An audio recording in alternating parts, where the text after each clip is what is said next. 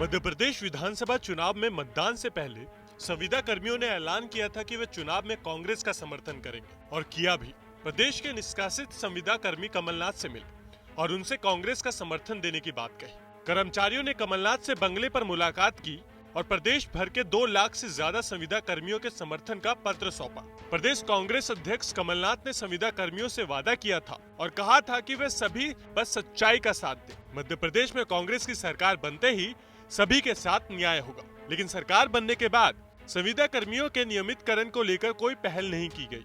यहाँ तक कि कांग्रेस ने अपने वचन पत्र में भी संविदा कर्मियों को नियमित करने का वादा किया था। एक शोषित संविदा कर्मी हूँ जो विगत 8 सालों से संविदा के पद पर कार्यरत हूँ और मैं अपने पूरी क्षमता के अनुसार योजनाओं में काम कर रहा हूँ। सरकार को अपना पूरा योगदान दे रहा हूँ, परंतु मेरा वेतन इतना कम है जिससे कि मैं अपना परिवार का भरण पोषण नहीं कर पा रहा हूँ। और मेरे बहुत से साथी ऐसे हैं जो कि इस संविदा नीति से परेशान हैं और चिंतित हैं, अपने भविष्य को देखते तो चिंताग्रस्त होते हैं।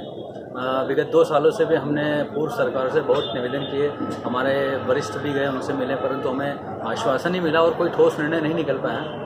और माननीय कमलनाथ जी जब उन्होंने अपने वचन में ये कहा कि हम लोग संविदा के लिए कुछ करेंगे तो हमें आशा दिखाई दी।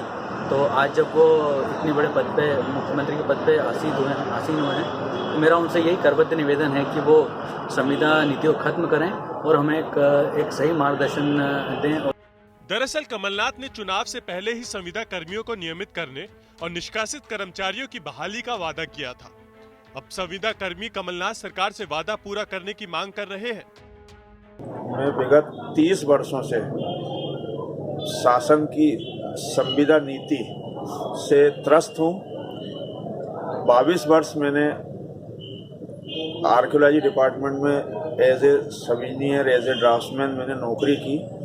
उसके बाद में वो विभाग बंद होने की कगार पे आ गया था। मजबूरी में मुझे जॉब तलाशनी पड़ी। नरेगा में मुझे मौका मिला, किंतु यहाँ भी मुझे शोषण के अलावा कुछ भी नहीं मिला है और मैं लगातार 30 वर्षों से शासन की ये संविदा नीति का शिकार हुआ हूँ।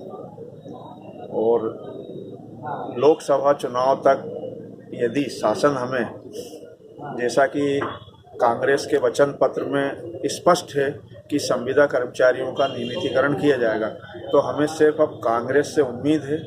यदि ये होता है तो ये हमारे जीवन का सबसे बड़ा फैसला होगा।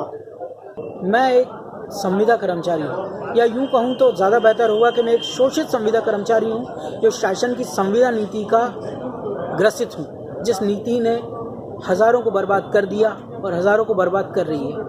मैं एक युवावस्था में हूँ, देखता हूँ मेरे सीनियर्स काफ़ी समय से कार्यरत हैं संविदा में, लेकिन आज उनके जीवन के पास कोई दिशा नहीं है और शायद उनमें अपना भविष्य देखता हूँ। संविधान की जो मूलभूत अवधारणा है, समान वेतन समान कार्य या समानता के व्यवहार, वो हमें प्राप्त नहीं हो रहा है।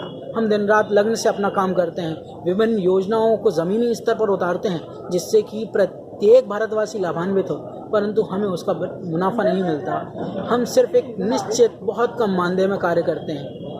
मजबूरी है हमारी कि हमें परिवारों को चलाना है।